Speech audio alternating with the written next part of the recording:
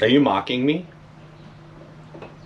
Yeah, you got some bright colors on there. I like how you're coordinated though, between your socks and your shirt. What's going on? I have to go out and mark spots for when the RVs come in, and I want to be visible. I want people to see me. Not just see me, but see me for who I am. Okay. And which is right today, chartreuse. You could go fishing with a chartreuse jig. In the dark. Yep. Wow, look at that. I know. That's coordination. Yeah, it's amazing I got a girl. It's been a long, long time coming. It's been a long, long, long time. It's been a long, long time coming. It's been a long, long, long time.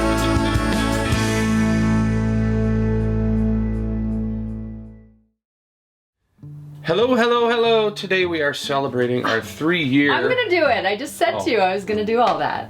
And then you started. I'm Okay. like, dude. I didn't know you were going to say it. I thought you Yeah, I said I'll say all that and then Okay, you can perfect. start into the... Okay. It's our 3-year nomadiversary.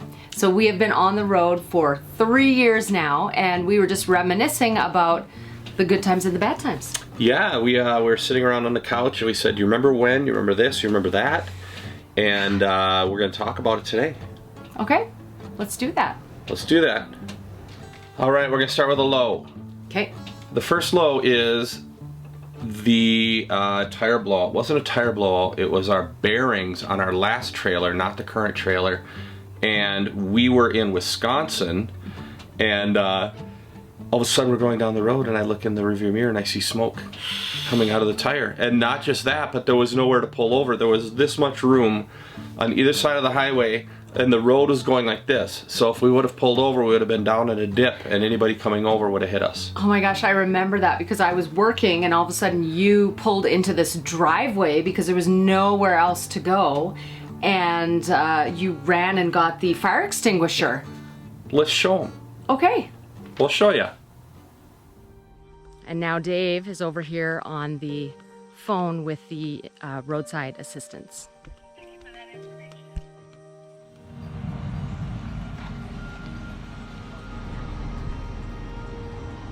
Happened, sir.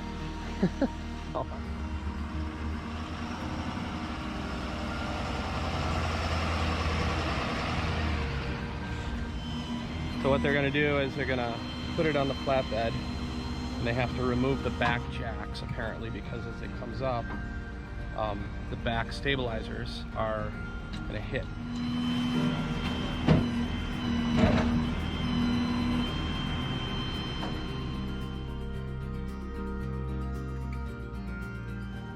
I can't look. I feel like I'm on pins and needles right now. Oh boy. Go, go. It's, oh my gosh. It's leaning so much to the side.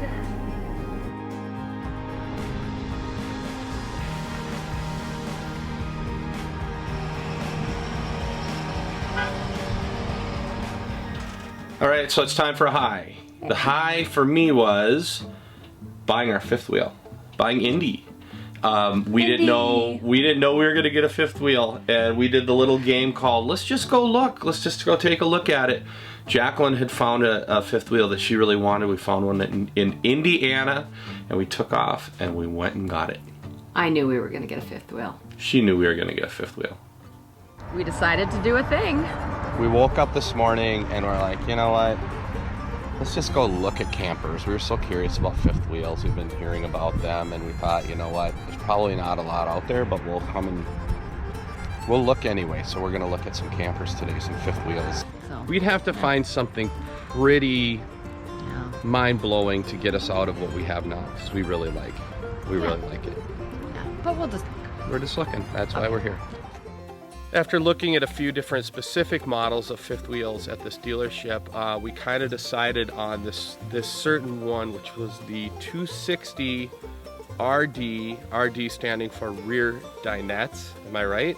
Yes. And this RV is actually, or was, only 4 feet longer than our current bumper pull RV. But when you pull it, it's only 2 feet longer because the kingpin goes into the back of the truck. Granted, you lose some space in the back of the truck, but it made up for it inside because that was all livable space.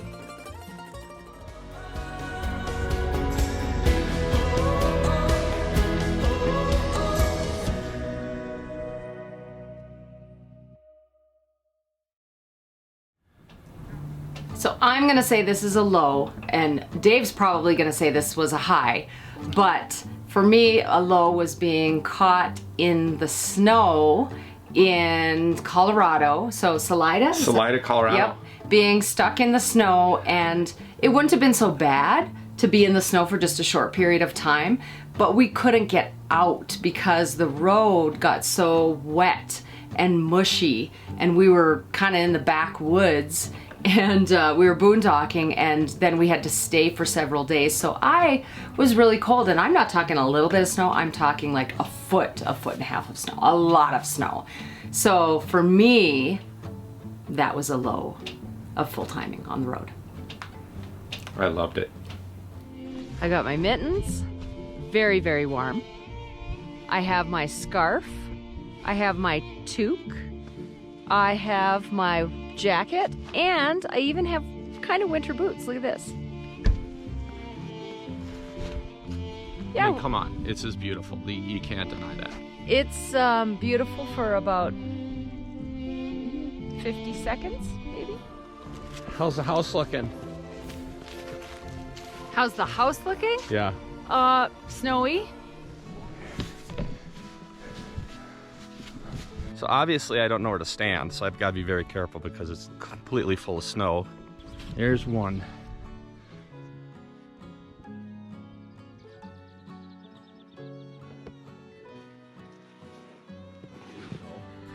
And it's just mud.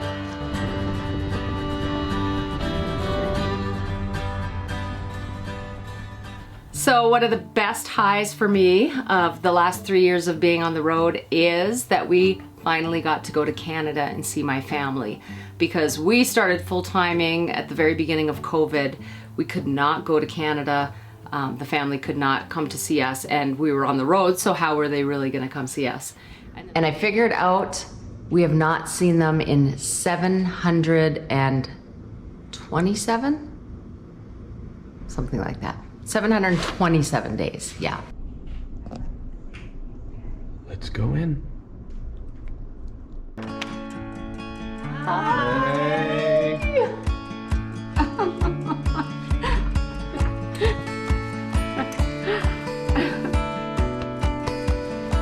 Big hug from Cheryl.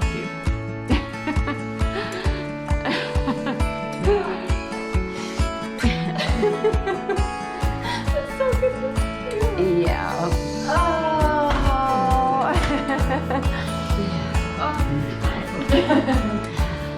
What'd you do? How you doing? You were hungry? Now it's your turn. You get hugs. Okay. Yeah, good. Hugging Grizzly. Eating Grizzly. Yeah.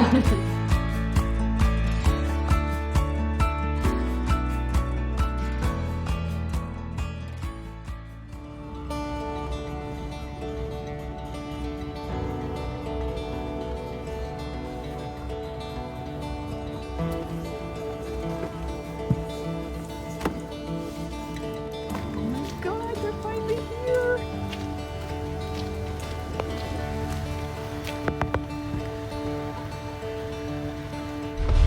How are you? Happy to see you. Oh my God. I need you too.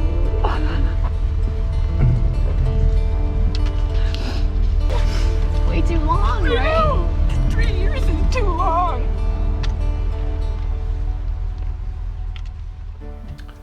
All right, my high pop-up concert, Quartzite, Arizona. This last, was it March? We finished off at the Grand Design Rally and we headed over there. And we didn't know what to expect. We thought maybe 10 people would show up, 20 people. We had no idea. We figure from talking to other people, there were at least 100 people there. About 30 rigs pulled in. Our first pop-up concert, and we were more than happy, and it was a blast.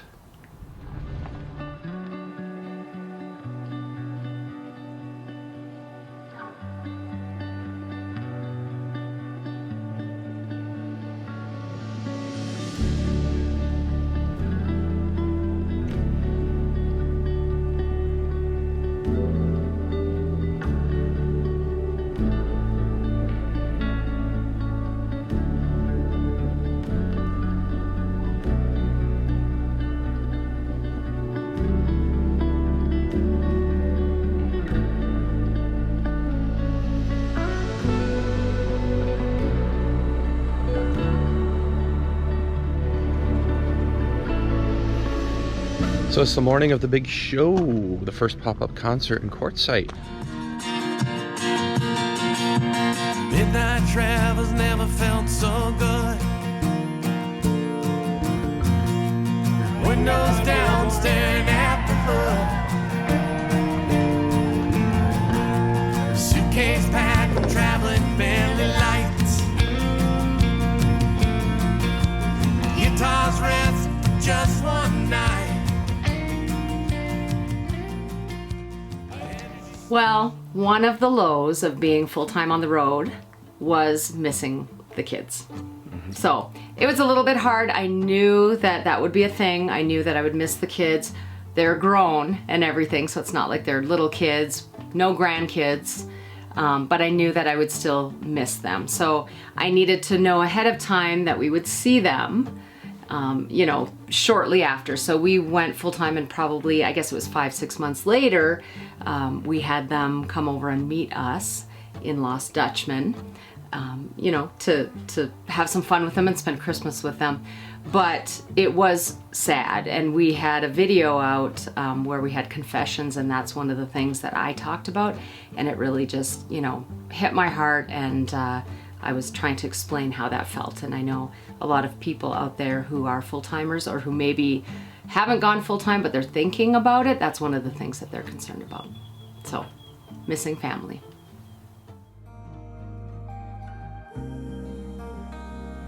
One of the hardest things about this lifestyle is the fact that you are not around your family if you're not full-timing with your children and everyone. So it's me and Dave, husband and wife, and I have 2 kids, Michaela and Marcus, and I don't get to see them when I'm out here. So that can be very difficult. I miss them a lot, and sometimes I feel like I abandon them, because they can't come home to mom's house. They can't come home for a holiday.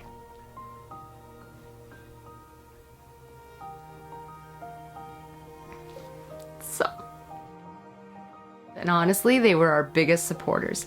They really wanted us to go ahead and get out here, and they know how happy it makes us to be here. A lot of FaceTiming, a lot of texting, and a lot of phone calls. We just find ways to stay connected. Well, I have a great high, and it really is a high. So it's the Balloon Fiesta. Oh yeah. If you ever get the chance to go to the Balloon Fiesta in Albuquerque, New Mexico, go, run, get there as fast as you can, get tickets as soon as you can. It's a great event, and we went there, we met some really, really good friends at the Balloon Fiesta, and we went there with the Escapers group, and where we were parked the first day, the balloons were coming right over all of our homes.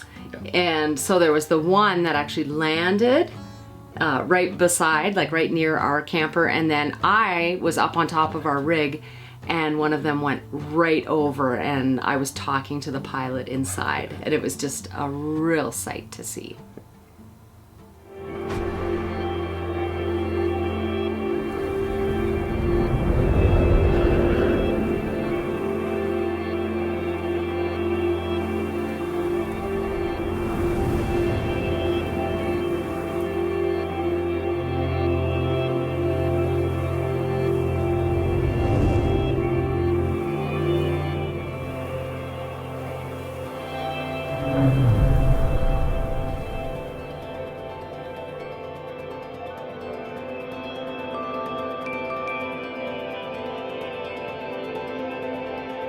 So I was running around filming, and one crazy thing is all of a sudden you're thrown on a crew that you don't know what you're doing. They just say grab that basket and hold it down.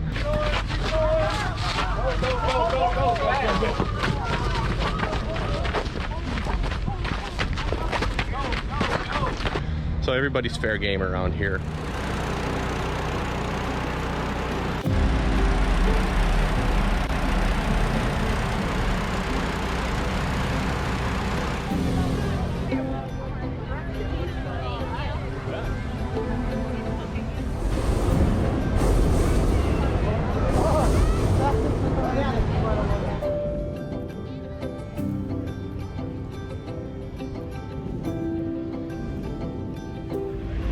I'm ready for some burritos and water.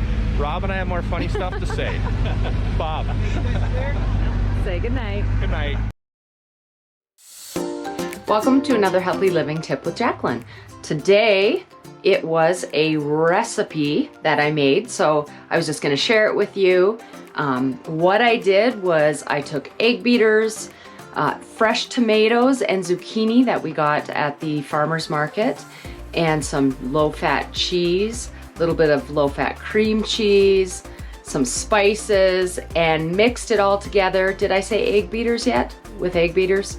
Mixed it all together and put it in the oven to make a crustless quiche. And here's the final result. Yum!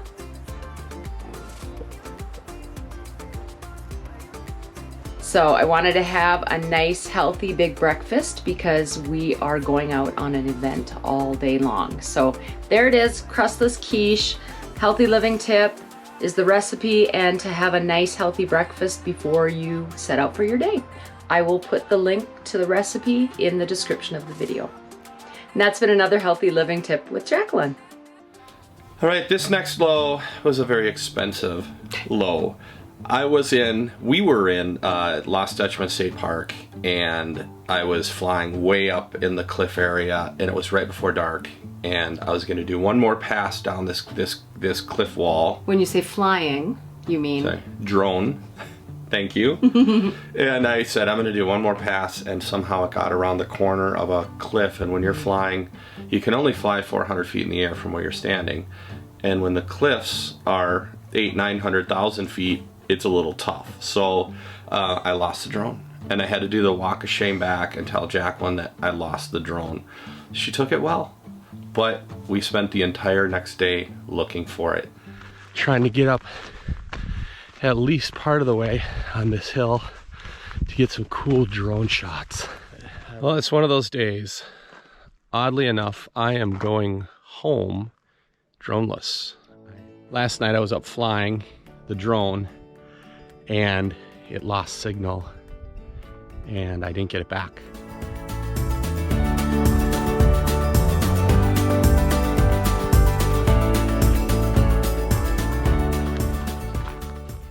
What do you think of that? Isn't it beautiful?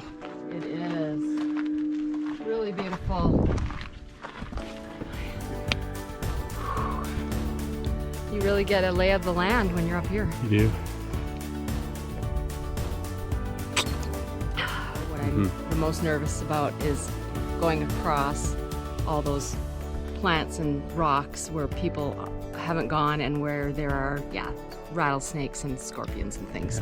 So I'm a little more worried about that. Right. Okay. The guy who's afraid of snakes is going to take point. Hey, you wanted to do this. Yeah. You gotta pay the price. According to the map, I'm standing on top of it. On top of it, and we don't see it. Wouldn't that be amazing? I spent 3 hours looking, and then I crush it with my hiking boots. That wouldn't be very fun. All right, we're giving it 10 more minutes and we're out of here.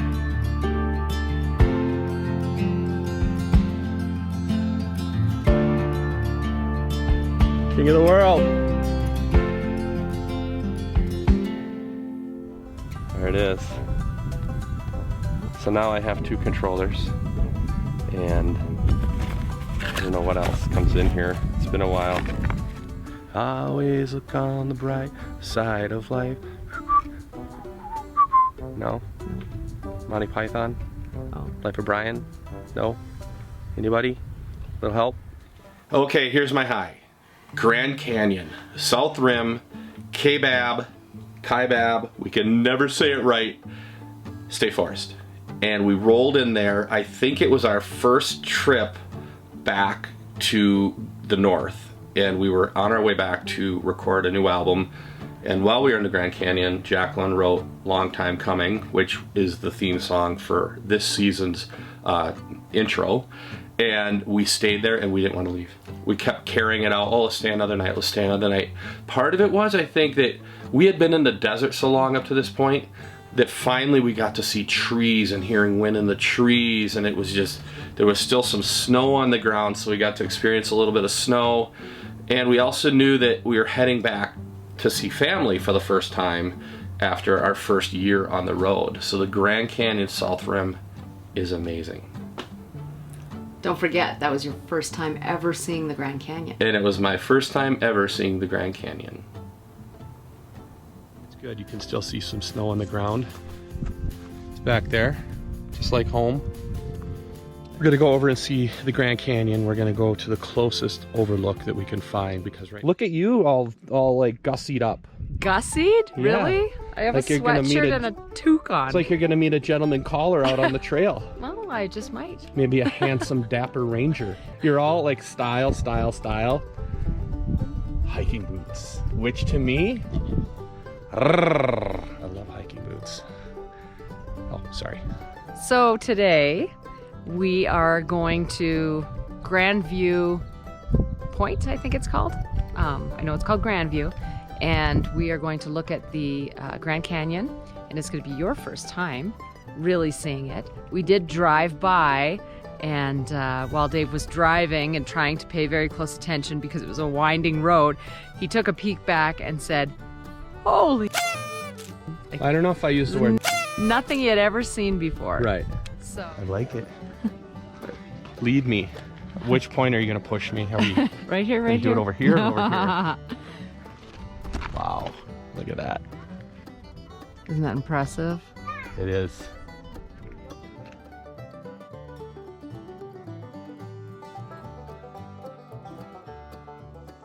Us, where we're trying to get to. Yeah.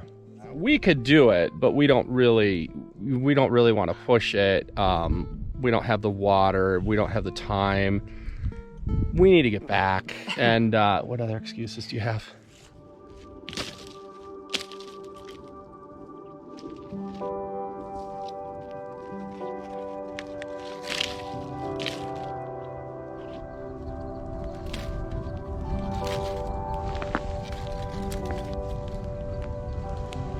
Hello down there. How's it going? Good. You coming up? One foot in front of the other. Just one foot in front of the other, trying not to look way down, being very cautious. And why am I talking in a sing-song voice? I don't know. Probably because I'm nervous. But you know what? I'm okay. And like I said, it was really cool just to be up here and see all of this. So. Hey, thanks for watching another episode of the Border Hookups Go Rving, and please remember to subscribe and to ding that bell so that we can let all of you know as to when we have more episodes coming out. And if you liked what you saw in this episode, please give us a thumbs up and place a comment below. We love hearing your comments. And we hope to see you out here. We'll see you out here. And look at that. Are you okay? Yeah, I hate lights. He's hanging on to me like that's gonna make a difference.